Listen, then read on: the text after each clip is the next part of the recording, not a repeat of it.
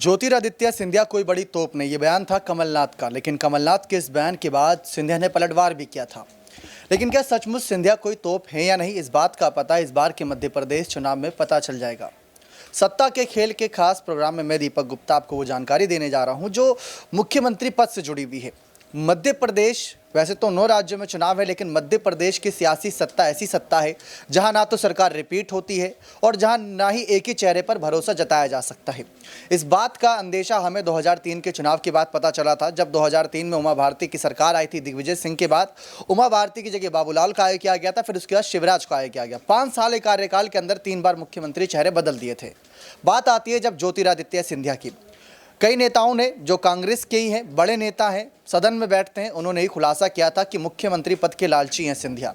अगर कांग्रेस नहीं दिला पाई तो बीजेपी की ओर रुख कर दिया। मुख्यमंत्री पद ना सही, लेकिन महामंत्री यानी कि कैबिनेट के मंत्रियों के पद के जरूर लालची हैं। तो ये सारे आरोप सिंधिया पर समय समय पर लगते रहे।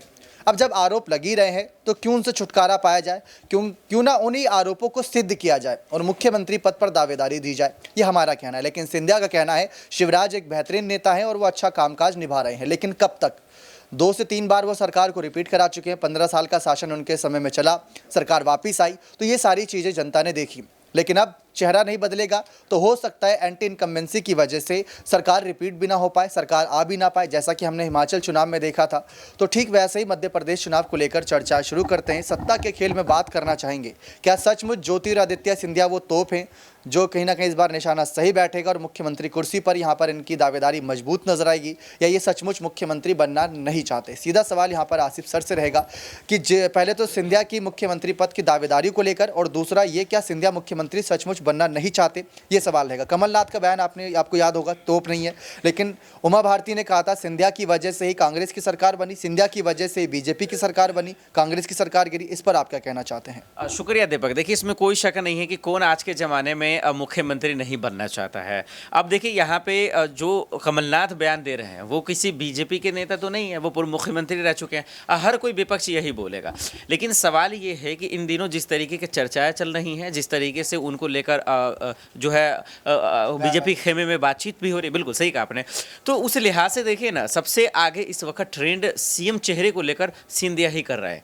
खुद कांग्रेस में हंगामा मचा हुआ है कि कमलनाथ मुख्यमंत्री का चेहरा रहेंगे कि नहीं। अब इस बात पे बातचीत होने लगे। शिवराज का पत्ता पूरी तरह से कटता नजर आ रहा है। मुझे लगता है कि भले ही कमलनाथ कह रहे हैं, लेकिन ये पूरी तरह से गलत कह रहे हैं। बीजेपी को भी पता है कि अगर हम सिंधिया के साथ जाएंगे तभी हम मध्य प्रदेश में रह सकते हैं, अगर हम नहीं जाते हैं तो फिर सीएम शिवराज के सहारे तो इस बार जीतना भी मुश्किल है। तो मुझे लगता है दीपक कि कमलनाथ पूरी तरह से गलत कर रहे हैं। सिंधिया के साथ ही इस बार बीजेपी जाने वाली है। सिंधिया को लेकर ये आरोप भी लगे थे, मतलब आरोप नहीं कहेंगे, एक जानकारी सामने आई थी कि कुछ समाज की वजह से, जैसे ब्राह्मण समाज, तमाम ऐसे समाज होते हैं जो एक वोट बैंक बनकर रह जाते हैं। वोट बैंक, वो समाज यहाँ पर सिंधिया का समर्थन नहीं करता।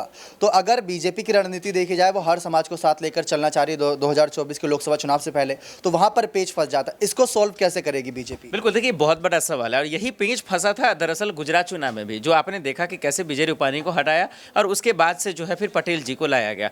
बिल्कुल, ये एक मसला फंस सकता है। लेकिन हम देखते हैं कि जहां पर चाणक्य जी हो उतना फर्क नहीं पड़ता है। अमित शाह जी इसी के लिए जाने जाते हैं और उनकी एक मीटिंग तमाम मसले हल कर देगी। वहां पे ये करेगी कि शिवराज सिंह चौहान के जो गुट है, जिनका एक अलग समाज पे जिनका कब्जा है, वहां से उनको वो टिकट देंगे। यही चीज उन्होंने किया गुजरात चुनाव में कि 38 विधायकों का टिकट काट दिया। हालांकि सबने कहा कि गुजरात में बीजेपी हार जाएगी, लेकिन देखिए आपने 27 सालों का रिकॉर्ड तोड़ दिया इतनी बेहतरीन जीत की। बिल्कुल आपका सवाल सही है, लेकिन मुझे लगता है कि इसका फर्क, इसके लिए भी अमित शाह जी पहले से प्लान बना चुके होंगे, क्योंकि 1-2 सीटें नहीं है तो बहुत मायने रखता है मध्य प्रदेश का चुनाव। इसके लिए कहीं बीजेपी, मुझे लगता है, मसले का हल निकालेगी और बीजेपी की ही इस बार जीत हो रही है। जी, लेकिन राहुल गांधी ने कहा था कि मैं लिख कर देता हूं इस बार कांग्रेस की जीत होगी। तो यहाँ पर एक नया सवाल खड़ा कर दिया आसिफ सर ने।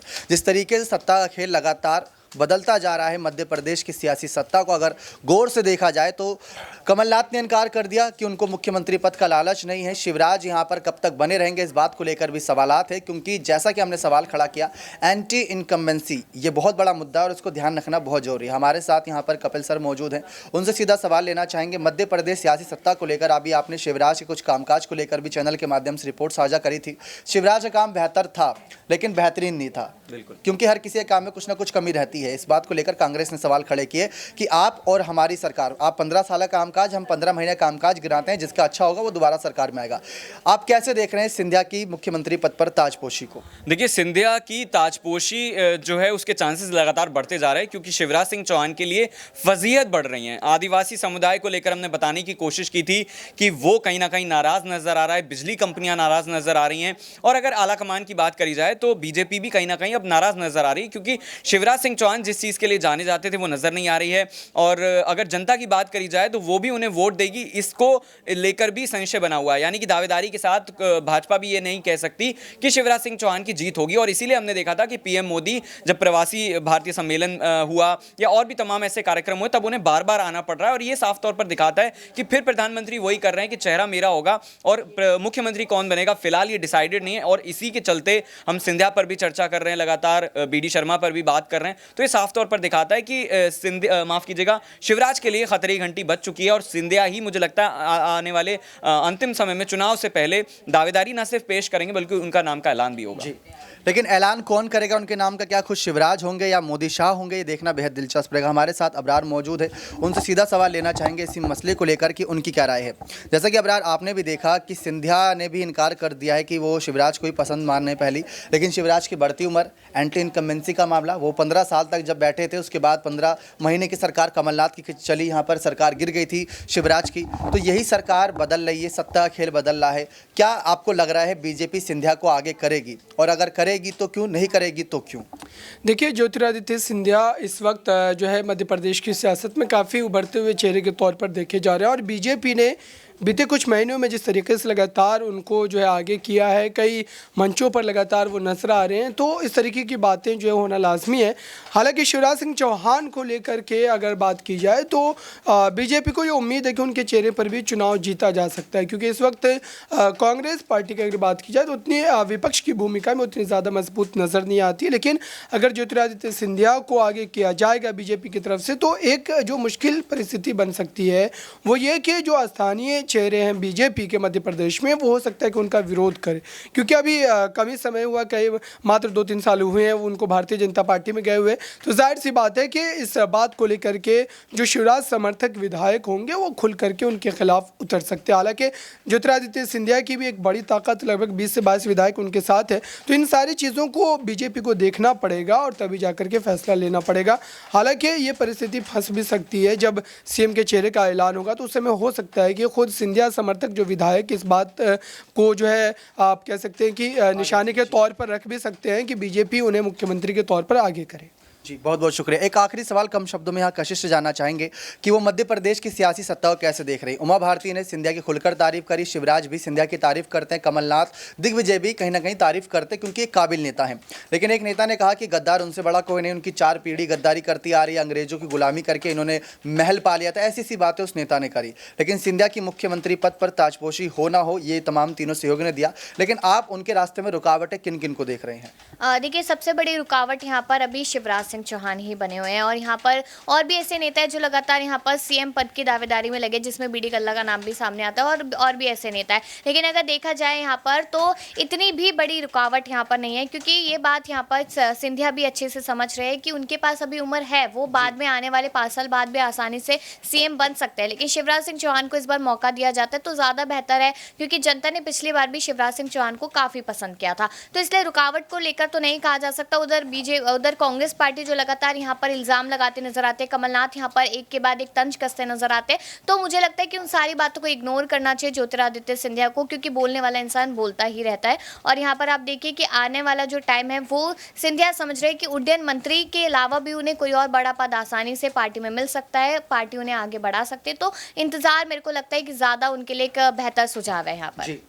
लेकिन यहाँ पर अब आपको बता दें, ज्योतिरादित्य सिंधिया के सामने परेशानी खड़ी करेंगे राहुल गांधी, प्रियंका गांधी, मल्लिकार्जुन खड़गे। ये 3 ऐसे नेता हैं जो इस समय बेबाकी तरीके से मोदी सरकार को घेरते नजर आ रहे हैं, और ज्योतिरादित्य सिंधिया तो एक राज्य मंत्री ठहरे। लेकिन जिस तरीके से ज्योतिरादित्य सिंधिया के खिलाफ कांग्रेस पार्टी तैयारियां कर रहे हैं, टिकट किनको बांटा जाए ये सोच समझ कर फैसले ले रहे हैं। देखते हैं फैसले कितने सही रहते हैं। पहली बात तो ये, बीजेपी को बहुमत के साथ चुनाव जीतना होगा, क्योंकि उनके खिलाफ कांग्रेस भी है, आम आदमी पार्टी भी है, समाजवादी पार्टी भी है। जो बीजेपी से गठबंधन किसी भी हाल में नहीं करेगी। निर्दलीय बहुत कम जीतते हैं मध्य प्रदेश में, तो बीजेपी को सीधे तौर पर पहले बहुमत हासिल करना होगा। जो आंकड़ा है यहाँ पर 125 से प्लस का, वो एक कहीं ना कहीं हासिल करना होगा। इस बार 115 से प्लस आंकड़ा लाना ही होगा। अगर ऐसा नहीं होता है तो सीएम पद के सपने वहीं छोड़ने पड़ेंगे, और अगर ऐसा हो जाता है तो सीएम किसको बनाया जाए, इसकी एक अलग ही सियासत शुरू हो जाएगी बीजेपी खेमे में। लेकिन देखते हैं कि किस चेहरे के साथ चुनाव लड़ा जाता है। पीएम मोदी आकर किसका हाथ उठाते हैं और ये कहते हैं कि इस बार इसको वोट दीजिएगा, ये आपका प्रदेश अच्छे से चलाएगा। क्या वो नाम शिवराज होगा, बीडी कल्ला होगा, या फिर यहाँ पर बीडी शर्मा के साथ साथ यहाँ पर चर्चा करें सिंधिया होंगे। इस तमाम नाम चर्चाओं में आपकी क्या राय है इस मुख्यमंत्री पद को लेकर, जरूर कमेंट सेक्शन में दीजिएगा। बहुत बहुत धन्यवाद।